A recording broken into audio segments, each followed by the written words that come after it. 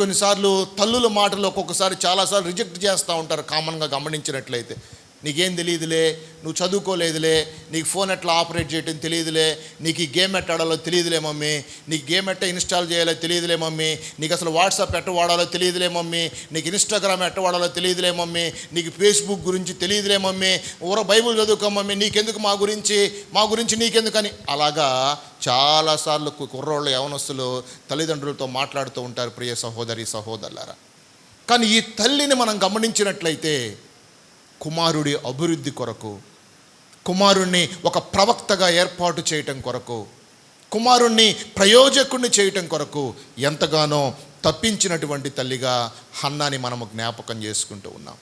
నిజంగా మీ తల్లులు మీ కొరకు ఎంతో ప్రయాసపడుతున్నారా అన్న విషయాన్ని మీరు జ్ఞాపకం చేసుకోవాలి.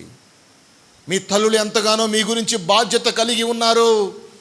మీ తల్లులు మీ గురించి ఎంతగానో ప్రార్థన చేస్తూ ఉన్నారు.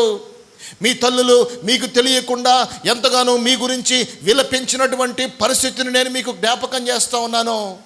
నీవు ప్రయోజకుడు అవ్వాలని, నీవు పనికొచ్చే బిడ్డగా అవ్వాలని, నీకు మంచి ఉద్యోగం రావాలని, నీవు బాగా స్థిరపడాలని, నీ కుటుంబం ఆశీర్వాదకరంగా ఉండాలని, నీ కుటుంబం దీవెనకరంగా ఉండాలని, నీవు ఎల్లప్పుడూ కూడా నీటి కాలువల యోరన నాటబడిన వాడి ఆ వ్యక్తిలాగా ఉండాలని ఎంతగానో నీ కొరకు ప్రార్థన చేసినటువంటి తల్లులు ఉన్నారు అన్న విషయాన్ని నేను మీకు జ్ఞాపకం చేస్తూ ఉన్నాను, ప్రియ సహోదరి సహోదరులారా.